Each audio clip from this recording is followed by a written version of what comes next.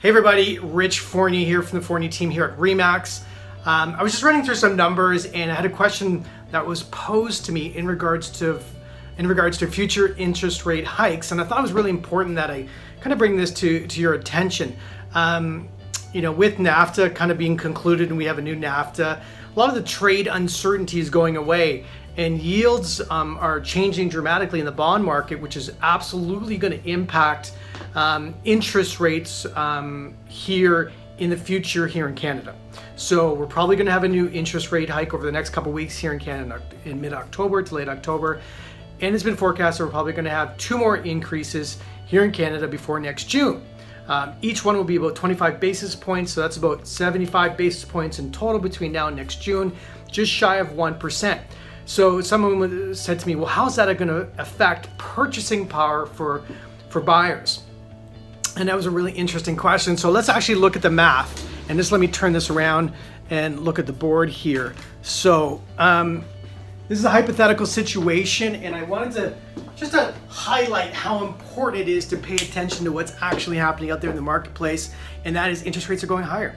So from a seller's perspective, it may be time to actually think about putting the property on the market today, because if interest rates are going higher, eventually pricing's got to come off a little bit. But at the same time, if you're a buyer today, your debt servicing costs are going to go up because your interest rates are going to go higher. So it's a very interesting time to be a buyer. I think going forward, from a seller's perspective, I'd probably consider selling today versus waiting till late next year. Just kind of give you some insight. So just assume, all right, I only got my pencil here, and just assume right now it is the qualifying rate for a mortgage today in Canada is 5.34%. You have to qualify at that rate, even though you're paying a lot less, right? Your contract rate may be 3.34, but you have to qualify, prove that you have to pay at 5.34. All right, so here's the scenario. We're going to assume $100,000 income earner today, right, can hypothetically qualify for about $540,000 in mortgage debt, right?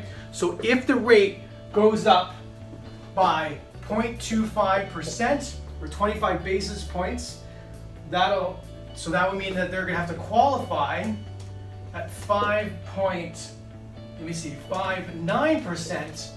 That means that there's a decrease in purchasing power of 2.4%. That means that with that interest rate hike, they can qualify for 2.4% less. So may not seem like a lot, but if you add that up a few more times by mid next year, so for example, if rates went up by a full percent by next year, that means that a buyer, based on this hypothetical situation, will qualify for 9.6% less than they could qualify for today. It's quite a bit. So say 10% difference. So on a $500,000 property, it's 50 grand. So if you are considering selling your property today, reach out to me. These interest rate hikes will have an impact on the sale of your home.